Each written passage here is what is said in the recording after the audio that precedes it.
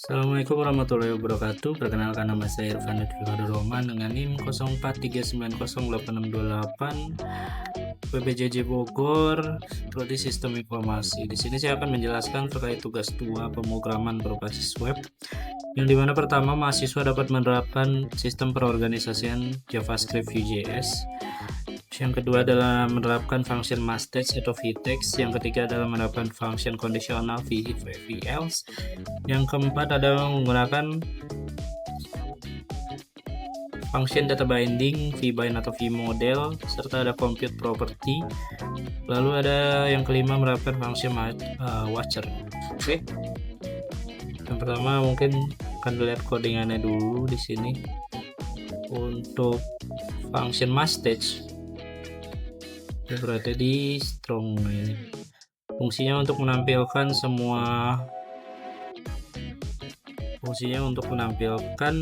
data yang digunakan untuk mengambil data kode judul buku, kode buku ataupun stok seperti itu. Serta yang berikutnya adalah conditional rendering. Di sini conditional rendering itu berada di bawahnya ini. Untuk if, else dan else class. Jadi fungsinya ini jika misalnya stoknya itu berada di bawah kurang dari safety stock, dia akan memberikan keterangan status warning. Terus ya kalau misalnya berada di atas safety stock, dia akan memberikan status aman. Lalu yang berikutnya adalah menggunakan data binding, vbind atau dan vmodel. Untuk vmodel dia berada di sini di filter. Jadi setiap filter, dan ini adalah filter sort. Untuk fungsinya sendiri vbind dan vmodel, pada saat kita memilih filter sesuai dengan apa yang kita mau, dia akan otomatis berubah seperti itu. Lanjut untuk compute. Untuk compute berada di filter stock. Nah ini fungsi compute itu sendiri untuk memfilter dan sortir data secara otomatis dan efisien. Kalau fungsinya dalam codingan ini di filter stock, dia akan membuat array baru yang hanya berisi data sesuai dengan yang filter yang kita pilih gitu. Seperti itu. Ini ada v-for tadi kan di sini. Nah ini dia fungsinya untuk melooping olahan datanya. Yang kelima adalah fungsi watcher. Di sini ada dua fungsi watcher. Yang watcher pertama adalah mereset kategori jika kota berubah. UPBJJ, filter UPBJJ. Jadi pada saat mau filter UPBJJ-nya dia akan aktif. Terus yang kedua adalah watcher validasi. Watcher validasi ini untuk memvalidasi judul buku jika terlalu panjang 50 karakter. Oke. Lanjut mungkin untuk selanjutnya ini untuk halaman berandanya. Di sini lanjut untuk soal berikutnya. Halaman stok bahan ajar menampilkan kode mata kuliah dan nama mata kuliah, kategori UPBJJ, lokasi rak, stok dan safety, status catatan. Terdapat fitur mengedit stok bahan ajar, terdapat fitur filter, sort dan data stok. Serta di sini terdapat filter yang hanya menampilkan stok SKTY. Mengingatkan untuk melakukan reorder bahan ajar. Terdapat fitur sort yang berdasarkan judul stok dan harga. Fitur terdapat di set ulang atau button reset, dan nanti ada menampilkan status dari stok bahan ajar. Nah ini untuk kondisionalnya nanti ada di sini. Lanjut untuk stok bahan ajar, tampilan utamanya seperti ini. Yang pertama ada filter berdasarkan UPBJJ. Di sini kalau misalnya kita pilih berdasarkan UPBJJ, dia akan aktif. Lalu ada fitur filter berdasarkan stok atau berdasarkan harga ya. Nah seperti itu, dia akan otomatis berubah. Terus ada button reset, ada button stok menipis. Ya ini akan fungsinya untuk memfilter secara otomatis gitu. Kalau misalnya stok yang menipis aja atau kosong, mungkin dia akan berada di dalam sini dan menampilkannya yang stok-stok yang mau habis saja. Lalu ada fitur untuk mengedit. Nah, misalnya ini fitur mengedit.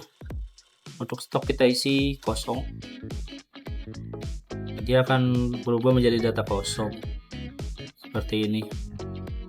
Lalu ada fitur untuk menambahkan data buku baru. Contoh, misal di sini STSI 4209. Nah, kita coba untuk mengaktifkan watcher di sini. Nah, ini akan aktif, jadi otomatis aktif. Mau berapa? Kita lanjut mengisi aja. Di sini saya langsung mengisi. Kapatikum misalnya Padang 1 10. Di sini stoknya misalnya 60. Harganya itu 70.000. Simpan data. Nah, dia akan berada di sini. Oke. Jumlah stok. Nah, ini.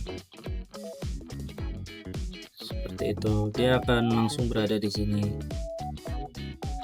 Lanjut ada fitur untuk menghapus ya. Misalnya menghapus di sini kita hapus. Nah, dia akan otomatis hilang. Soalnya ini diubah menjadi lebih dari stok. Nah, dia akan otomatis berubah menjadi statusnya menjadi aman. Oke, lanjut untuk soal berikutnya adalah tracking delivery order.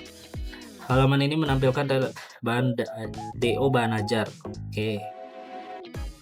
Terdapat untuk menginput input delivery. Terus nomor DO tergenerate otomatis. Oke. Ini ekspedisi paket bahan ajar menggunakan elemen select. Paket menggunakan elemen select. Oke. Untuk tracking DO nya tampilan awalnya seperti ini untuk codingannya.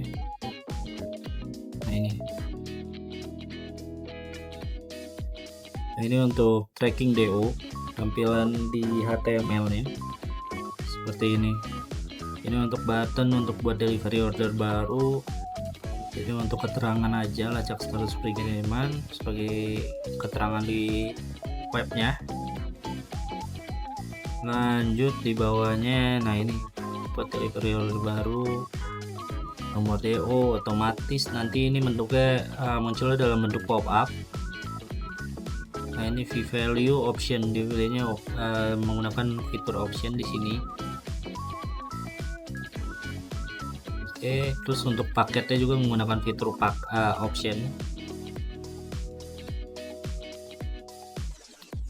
Lanjut untuk detail harga. Oke. Untuk JavaScript ya, nah, di sini. Ini di sini udah ada Nah, ini udah ada JavaScript data dummy-nya. Untuk D001 itu sudah ada mengambil dari referensi data JavaScript dari tugas ya. Nah, ini bentuk dalam tracking app.js. Di sini ada atas nama Rina. Terus ini bentuk array. Ini listener untuk mengaktifkan tombol ESC. Jadi pada saat kita mau reset itu tinggal pencet ESC aja. Terus ada function harga, function angka. Oke, lanjut ke ini. Misalnya kita mengaktifkan tombol ESC dulu nih. Kita misalnya kita isi, terus pencet tombol ESC. Nah, dia akan otomatis. Lanjut contoh pencariannya atas nama Rina. Akan muncul di sini untuk data dummy yang sudah ada di dalam database. Oke. Lanjut untuk pengisian delivery order. Nah, ini nomor DO terisi otomatis. Jadi dia otomatis mengambil dari data sebelumnya yang sudah ada, otomatis akan bertambah seperti itu. Contoh diisi 0898628, isi nama saya, pilih ekspedisi, pilih paket. Nah, ini akan otomatis berubah dan di bawahnya ada detail paketnya, buku mana aja yang tersedia di paket itu, dan ada tanggal kirim. Di sini menggunakan date, kita pilih sekarang, simpan, otomatis. Nah, dia akan muncul pop up baru. Misalnya saya cari di sini Irfan, nah, dia akan muncul Irfan seperti ini. Oke, mungkin untuk soal berikutnya adalah struktur Vue.js. Oke, untuk strukturnya ada di index, stock, tracking, HTML. Oke, style CSS, terus ada stock APBS dan stock tracking. Oke, untuk strukturnya di sini ada asset berisi tanda logo, ada folder CSS, ada style CSS, ada folder JS berisi tentang stok app.js dan tracking app.js. Di sini ada folder referensi JS saja, nggak kepake sebenarnya untuk di dalam codingannya, dia hanya sebagai referensi aja. Terus yang ke berikutnya ada di index HTML. Ini beranda aja sih, beranda utama. Terus ada stok HTML dan juga tracking HTML, seperti itu. Oke, untuk berikutnya petunjuk. Oke, mungkin sekian dari saya untuk tugas 2 kali ini. Jika ada salah kata ataupun salah pengucapan atau salah pun penjelasan tentang pengertian tentang function tertentu, itu mungkin mohon maaf. Jika masih ada kekurangan mohon untuk dikoreksi aja. Sekian dari saya, Irfan Fiqadur Rahman. Wassalamualaikum warahmatullahi wabarakatuh.